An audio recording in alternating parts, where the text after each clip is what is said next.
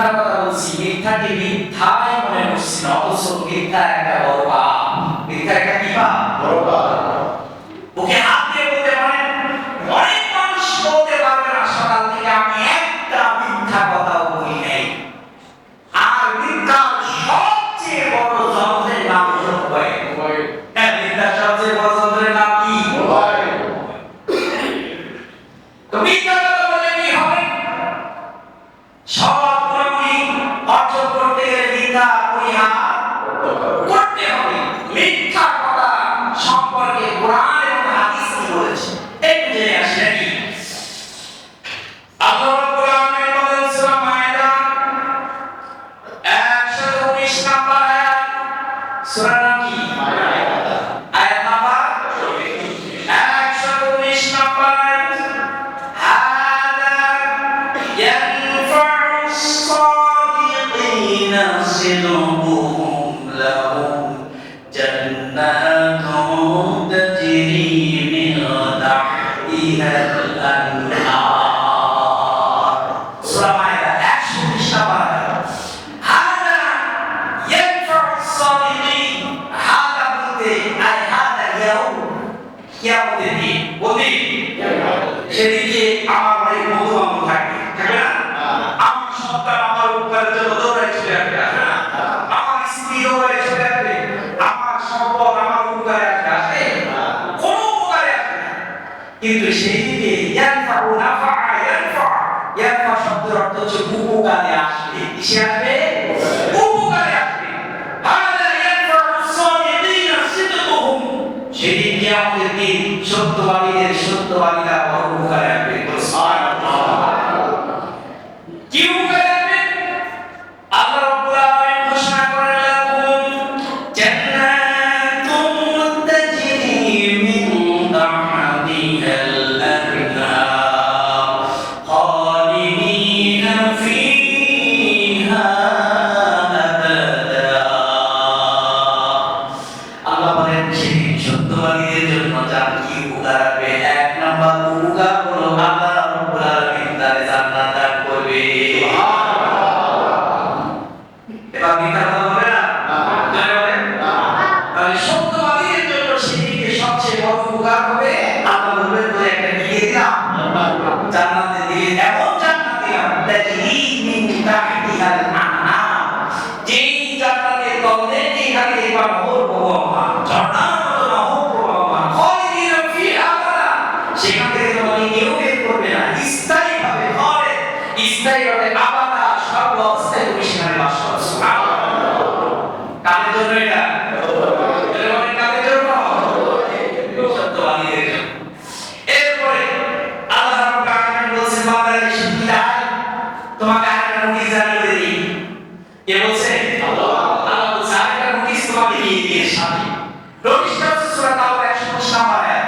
ওটা সূরা মায়েদা 119 নম্বর আয়াত, আর এটা সূরা তাওবা 119 নম্বর আয়াত। নোটিশটা হচ্ছে যদি পৃথিবীতে তুমি চলতে চাও, যাত্রার সাথে চলা যাবে না। চাইলেই তুমি যাত্রার সাথে চলতে পারবা না। কাদের সাথে চলবা? তোমার মুআমালাত কাদের সাথে হবে, মুআশারাত কাদের সাথে হবে? আমি বলে দেই, শুনে নাও। আল্লাহ বলেন রব্বুল আলামিন বলেন ইয়া আইয়ুহাল্লাযীনা আমানু তাকুল্লাহা ওয়া কুনু মা'আস সাদিকিন। সুবহানাল্লাহ। আল্লাহ বলেন বান্দারে মুমিনদেরকে ডেকে বলছে ইয়া আইয়ুহাল্লাযীনা আমানু তাকুল্লাহ, হে মুমিনরা একমাত্র যদি ভয় করতে হয়, ভয় করবা কারে? আল্লাহ। যদি বলেন ভয় করবা কারে? কুনু মা'আস সাদিকিন, আর পৃথিবীতে যারা সত্য কথা বলে তাদের দলভুক্ত হয়ে যাও। সুবহানাল্লাহ। মিথ্যাবাদীদের দলভুক্ত হওয়া যাবে না। যদি বলেন মিথ্যাবাদী দলভুক্ত হওয়া যাবে না। যদি মিথ্যাবাদী দলভুক্ত হন, কাল কিয়ামতের ময়দানে মিথ্যাবাদীর সাথেই আপনার হাসর এবং নাসর হবে। সুতরাং আপনার দায়িত্ব, দল বাছাই করার দায়িত্ব কার? ইমাম সাহেবের না, মুয়াজ্জিনের না, কার দায়িত্ব? ব্যক্তির দায়িত্ব হচ্ছে দল নির্বাচন করতে হবে। কোন দল? যেই দল সত্য কথা বলে। এই কথা বলে যারা সকালে উঠে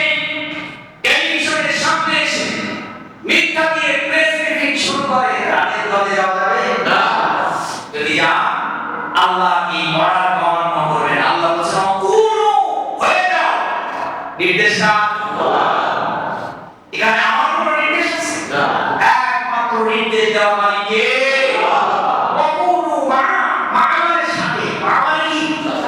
আস-সাদিক, সাদিকের মুফাসসির সাদিকুন মা'আস সাদিকিন, সত্যবাদীদের সাথী হয়ে যাও। সুতরাং মিথ্যাবাদীর সাথে যাওয়া যাবে না। যদি মিথ্যাবাদীর সাথে যান তাহলে আপনিও মিথ্যাবাদী হিসেবেই গণ্য হবেন। রব্বুল আলামিন এই আয়াত ঘোষণা করার পর আল্লাহর নবী হাদিসের ভিতরে বলেন, বুখারী শরীফের ৬০৯৪ নম্বর হাদিস, বিশ্বনবী বলেন, আলাইকুম বিসিদক ফা ইন্নাস সিদকা ইয়াহদি ইলাল বিররি ওয়া ইন্নাল বিররা ইয়াহদি ইলাল জান্নাহ।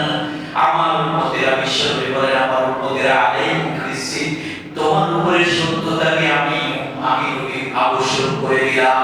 কেননা ফা ইন্নাস সিদকা ইয়াহদি ইলাল বিররি, সত্য মানুষকে কল্যাণের দিকে নিয়ে যায়, ওয়া ইন্নাল বিররা ইয়াহদি ইলাল জান্নাহ, আর কল্যাণ হলো মানুষকে আঙ্গুল ধরে জান্নাতে প্রবেশ করায় দেয়। বিশ্বনবী বলেন, আলাইকুম বিসিদক ফা ইন্নাস সিদকা ইয়াহদি ইলাল বির, আলাইকুম বিসিদক, তোমাদের উপরে আবশ্যক করে দিলাম আসিদকা, সত্যবাদিতা। কেননা ফা ইন্নাস সিদকা ইয়াহদি ইলাল বির, কেননা এই সত্যটা মানুষকে ধরে ধরে কোথায় নিয়ে যায়? কল্যাণের দিকে নিয়ে যায়।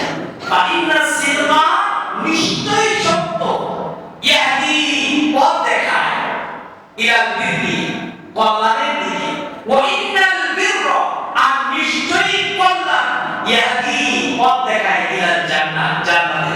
সুবহানাল্লাহ। ওয়া ইন্নাল বিররা, আর মিথ্যা কি করে? মিথ্যা মানুষকে ইয়াহদি ইলাল যুলুমাত, অন্ধকারের দিকে নিয়ে যায়। বলে আউযুবিল্লাহ। কোন দিকে নিয়ে যায়? অন্ধকারের দিকে নিয়ে যায়।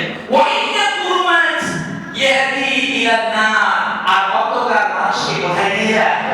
জাহান্নামের দিকে নিয়ে যায়।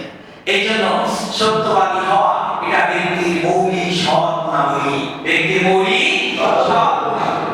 এরপরে হলো ৩ নাম্বার, বিনয়ী ও নম্র হতে হবে, রুক্ষ কর্কশ ভাষী হওয়া যাবে না। বিনয়ী আপনাকে মস্ত অবনত করে জমিনে চলতে হবে, বুক টান করে, মাথা উঁচু করে, দেহ সিনা বড় করে, আপনার জমিনে চলার কোনো অথরিটি আল্লাহ আপনাকে দেয় নাই। কথা বুঝতে পেরেছেন? 2টা টাকার মালিক হয়েছেন, 10-12টা গাড়ির মালিক হয়েছেন, বাড়ির মালিক হয়েছেন, মাথা উঁচু করে কর্মচারী অধীনস্থ ব্যক্তিদের সাথে বুক উঁচু করে কথা বলার অথরিটি ইসলাম আপনাকে দেয় নাই। ইসলাম কি বলছে? বিনয়ী হয়ে যাও। তোমার যত অর্থ থাকুক, সম্পদ থাকুক, পেশ শক্তি থাকুক, ক্ষমতা থাকুক, একমাত্র তুমি বিনয়ী হয়ে যাবা, জমিনে চলবা কার মতো? বিনয়ী হয়ে যাবে। আল্লাহ তাদের পরিচয় দিচ্ছে, ওয়া ইবাদুর রহমান আল্লাযীনা ইয়ামশুনা আলাল আরদি হাওনা ওয়া ইযা খাতাবাহুমুল জাহিলুনা ক্বালু সালামা। আল্লাহ বলেন, আমি আরেকটা ইন্ডিকেট করে আল্লাহ রাব্বুল আলামিন মাটি করে বলছেন যে আমি সবাইকে আমার বান্দার খাতায় নাম লেখাই না। সবাইকে আল্লাহ তার বান্দার খাতায় কি করে না? নাম লেখাই না। আল্লাহর বান্দা কারা?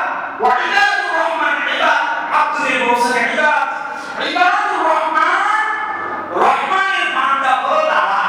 রহমানের বান্দা হলো তারা। রহমান কে? আল্লাহ। রহমান কে? আল্লাহ।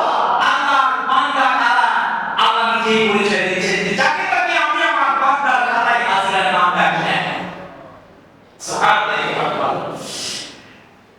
আল্লাহর বান্দা হতে গেলে তাদের চেহারা সুরত কেমন হবে, তাদের চাল-চলন কেমন হবে, তাদের কথা বলার ধরন কেমন হবে, তাদের সব সালাম প্রদান লেনদেন চলাফেরা কেমন হবে, সব আল্লাহ বলে দিচ্ছেন।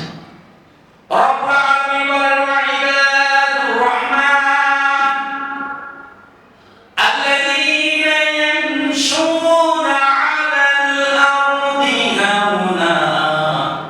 যখন আল্লাহর প্রকৃত বান্দা জমিনে চলে, জমিনে বড় বিনয়ী চলে, মাথাটা নিচের দিকে দিয়ে জমিনে বিনয়ের সাথে তারা চলাফেরা করে। সুবহানাল্লাহ। ওয়া ইযা ক্বালাহুমুল জাহিলুন, মূর্খরা যখন তার সাথে তর্ক করতে আসে, ঝগড়া করতে আসে, আসে না গায়ে পড়ে ঝগড়া করতে? অনেকে গায়ে পড়ে ঝগড়া করতে আসে, আসে কি না?